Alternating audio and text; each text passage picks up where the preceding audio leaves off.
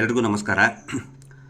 ಮೊನ್ನೆ ಧರ್ಮಸ್ಥಳದ ಧರ್ಮದರ್ಶಿಗಳಾದಂತಹ ಡಾಕ್ಟರ್ ವೀರೇಂದ್ರ ಹೆಗಡೆ ಅವರು ಅಂಕೋಲಾದ ಪ್ರಕೃತಿ ವಿಕೋಪಕ್ಕೆ ತುತ್ತಾದಂತಹ ಸಂತ್ರಸ್ತರಿಗೆ ಭೇಟಿ ಮಾಡೋದಕ್ಕೆ ಹೋದಂಥ ಸಂದರ್ಭದಲ್ಲಿ ಪತ್ರಕರ್ತರು ಒಂದು ಪ್ರಶ್ನೆಯನ್ನು ಕೇಳ್ತಾರೆ. ನೀವು ಧರ್ಮಸ್ಥಳ ಸಂಘದಿಂದ ಕೊಟ್ಟಂತಹ ಸಾಲವನ್ನು ಯಾಕೆ ನೀವು ಮನ್ನಾ ಮಾಡಬಾರ್ದು, ಈ ಸಂತ್ರಸ್ತರ ಮೇಲೆ ಇರುವಂಥ ಸಾಲವನ್ನು ಯಾಕೆ ಮನ್ನಾ ಮಾಡಬಾರ್ದು ಅಂತ ಕೇಳಿದಂಥ ಪ್ರಶ್ನೆಗೆ ಸಂಘದಿಂದ ಸಾಲ ತೆಗೆದವರು ಈ ಭಾಗದಲ್ಲಿ ಜಾಸ್ತಿ ಜನ ಇದ್ದಾರೆ. ಅದರಲ್ಲಿ ನಿರಾಶ್ರಿತರಾದವರೇ ತುಂಬಾ ಜನ ಇದ್ದಾರೆ. ಅವರಿಗೆ ಈ ಸಂದರ್ಭದಲ್ಲಿ ದುಡಿತಾ ಇಲ್ಲ. ತಟ್ಟನೆ ಧರ್ಮದರ್ಶಿಗಳು ಒಂದು ಉತ್ತರವನ್ನು ಕೊಡ್ತಾರೆ. ಆ ಸಾಲವನ್ನು ನಾವು ಕೊಟ್ಟಿದ್ದಲ್ಲ, ಬ್ಯಾಂಕ್ನವರು ಕೊಟ್ಟಿದ್ದು ಅಂತ. ನಾವು ಸಾಲ ಕೊಟ್ಟಿಲ್ಲ, ಬ್ಯಾಂಕಿಂದ ಸಾಲ ಕೊಡಿಸಿದಾಗ ಬ್ಯಾಂಕಿನವ್ರದ್ದು ಕೇಳಬೇಕು. ಯಾಕಂದರೆ ನಾವು ಸಾಲ ಕೊಟ್ಟಿಲ್ಲ.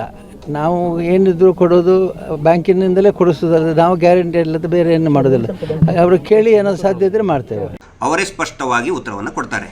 ಹೀಗಾಗಿ ಇಲ್ಲಿ ಎರಡು ಪ್ರಶ್ನೆಗಳು ಉದ್ಭವ ಆಗುತ್ತೆ. ಒಂದನೇದ್ದು, ಒಂದು ವೇಳೆ ಬ್ಯಾಂಕಿನವರು ಆ ಸಾಲವನ್ನು ಕೊಟ್ಟಿದ್ದೇ ಆದರೆ ನೀವು ಧರ್ಮಸ್ಥಳದ SKDRDP ಆಫಿಷಿಯಲ್ ವೆಬ್ಸೈಟ್ನಲ್ಲಿ ಔಟ್ಸ್ಟ್ಯಾಂಡಿಂಗ್ ಲೋನ್ ನಾವು ಕೊಟ್ಟಿದ್ದೇವೆ ಅಂತ ಹಾಕ್ಕೊಂಡಿದ್ದೀರಿ. ಯಾಕೆ? ಇವತ್ತಿನ ಡೇಟಲ್ಲಿ ಔಟ್ಸ್ಟ್ಯಾಂಡಿಂಗ್ ಲೋನ್ ನಿಮ್ಮದೇ ವೆಬ್ಸೈಟ್ನಲ್ಲಿ SKDRDP ಆಫಿಷಿಯಲ್ ವೆಬ್ಸೈಟ್ನಲ್ಲಿ 24,386 ಕೋಟಿ ಔಟ್ಸ್ಟ್ಯಾಂಡಿಂಗ್ ಲೋನ್ ಅಂತ ಇದೆ.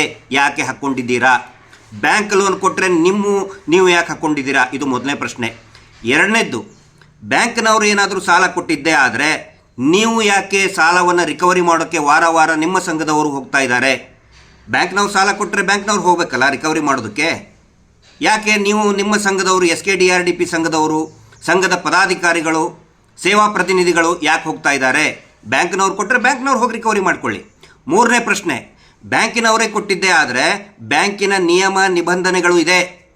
ಪ್ರತಿ ವಾರ ಸಾಲವನ್ನು ರಿಕವರಿ ಮಾಡೋ ಹಂಗಿಲ್ಲ. ಬ್ಯಾಂಕ್ ಏನು ಒಂದು ಅದರ ನಿಯಮಿತ ಪ್ರಕಾರ ಬಡ್ಡಿ ದರ ಇದೆ, ಅದು 8ರಿಂದ 10% ಒಳಗಡೆ ಇದೆ. ಒಂದೊಂದು ಬ್ಯಾಂಕಿಗೆ ಒಂದೊಂದು ರೀತಿ ಬಡ್ಡಿ ದರ ಇದೆ. ನೀವು ಯಾಕೆ 20ಕ್ಕಿಂತ ಜಾಸ್ತಿ ಕ್ಯಾಲ್ಕುಲೇಟ್ ಮಾಡಿದರೆ 20%ಕ್ಕಿಂತ ಜಾಸ್ತಿ ಆಗ್ತಾಯಿದೆ. 20ರಿಂದ 40%ವರೆಗೆ ಬಡ್ಡಿ ದರ ಇದೆ. ಯಾಕೆ? ನೀವು SKDRDP ನಾವು ಗ್ರಾಮೀಣಾಭಿವೃದ್ಧಿ ಮಾಡ್ತೀವಿ ಅಂತ ಹೇಳ್ತಾ ಇದ್ದೀರಿ, ಆದರೆ ಬ್ಯಾಂಕಿನವ್ರು ಕೊಟ್ಟರೆ ನೀವು BC ಟ್ರಸ್ಟ್ ಏಜೆಂಟ್, ನೀವು you are a commission agent, commission ದುಡ್ಡು ತಗೊಳ್ಳುವಂಥ ಏಜೆಂಟ್ ನೀವು. ಇದರಲ್ಲಿ ಅಭಿವೃದ್ಧಿ ಹೇಗೆ ಬಂತು, ಗ್ರಾಮೀಣ ಅಭಿವೃದ್ಧಿ ಹೇಗೆ ಬಂತು? ಇದನ್ನಕ್ಕೆ ನೀವು ಉತ್ತರವನ್ನು SKDRDP ಮುಖ್ಯಸ್ಥರು ಮತ್ತು ಧರ್ಮದರ್ಶಿಗಳು ಇದಕ್ಕೆ ಉತ್ತರವನ್ನು ಕೊಡಲೇಬೇಕು. ನೀವು ಹೇಳ್ಬೋದು, ನಾವು ನಮ್ಮ ಸಂಘದಿಂದ ನಾವು ವಾರ ವಾರ ಕಲೆಕ್ಟ್ ಮಾಡ್ತೀವಿ ಅಂತ ಹೇಳಿ. ಸಂಘದ ನಿಯಮಗಳನ್ನು BC ಟ್ರಸ್ಟ್ಗೆ ಅನ್ವಯ ಮಾಡೋದಕ್ಕೆ ಆಗೋದಿಲ್ಲ. ಆ ಸಂಘ ಏನಿದೆ ನೀವೇ ಹೇಳ್ಕೊಂಡಂಗೆ, ನಿಮ್ಮ ಟ್ರಸ್ಟ್ನಲ್ಲಿನೇ ಬರ್ಕೊಂಡಂಗೆ, ನಿಮ್ಮ ವೆಬ್ಸೈಟ್ನಲ್ಲೇ ಬರ್ಕೊಂಡಂಗೆ it is a non profit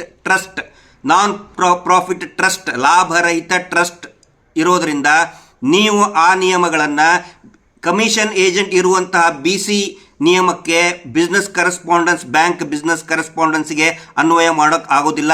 ಅದಕ್ಕೆ ನಾವು ಪದೇ ಪದೇ ಹೇಳ್ತಾ ಇರೋದು, ನೀವು ಮೆಡಿಕಲ್ ಶಾಪ್ ಲೈಸೆನ್ಸನ್ನು ತೋರಿಸಿ ವೈನ್ ಶಾಪ್ ನಡೆಸ್ತಾ ಇದ್ದೀರಿ. ಮೆಡಿಕಲ್ ಶಾಪ್ ಲೈಸೆನ್ಸ್ ಟ್ರಸ್ಟ್ದು ನಿಯಮಗಳನ್ನು ತೋರಿಸಿ ನೀವು ಬಡ್ಡಿ ದಂಧೆ ಮಾಡ್ತಾ ಇದ್ದೀರಿ. ಇದು ಅಕ್ರಮ ಬಡ್ಡಿ ದಂಧೆ ಆಗುತ್ತೆ. ದಯವಿಟ್ಟು ಸಂಬಂಧಪಟ್ಟಂಥವರು ಇದಕ್ಕೆ ಉತ್ತರವನ್ನು ಕೊಡಬೇಕು. ದಯವಿಟ್ಟು ಜನರು ಜಾಗೃತರಾಗಬೇಕು. ಯಾವಾಗ ಇವರು ಲೋನ್ ಮನ್ನಾ ಮಾಡಿ ಅಂತ ಹೇಳಿದ್ರೆ ಅದು ನಮ್ದಲ್ಲ ಅಂತ ಹೇಳ್ತಾರೆ. ಮನೆಗೆ ವಸೂಲಿ ಮಾಡಬೇಕಾದ್ರೆ ಇದ್ರ ಧರ್ಮಸ್ಥಳದ ದುಡ್ಡು ಅಂತ ಹೇಳ್ತಾರೆ. ಅದಕ್ಕೆ ಜನ ಇದನ್ನು ಅರ್ಥ ಮಾಡ್ಕೋಬೇಕು, ಜನರು ಜಾಗೃತರಾಗಬೇಕು. ಇದು ಒಂದು ಗೋಲ್ಮಾಲ್ ನಡೀತಾ ಇದೆ, ಒಂದು ಅಕ್ರಮ ಬಡ್ಡಿ, ಮೀಟರ್ ಬಡ್ಡಿ ದಂಧೆ ನಡೀತಾ ಇದೆ. ದಯವಿಟ್ಟು ಎಲ್ಲರೂ ಕೂಡ, ರಾಜ್ಯದಲ್ಲಿರುವಂಥ ಎಲ್ಲರೂ ಕೂಡ ಜಾಗೃತರಾಗಿ ಅಂತ ನಾವು ವಿನಂತಿ ಮಾಡ್ಕೊಳ್ತಾ ಇದ್ದೀವಿ. ನಮಸ್ಕಾರ.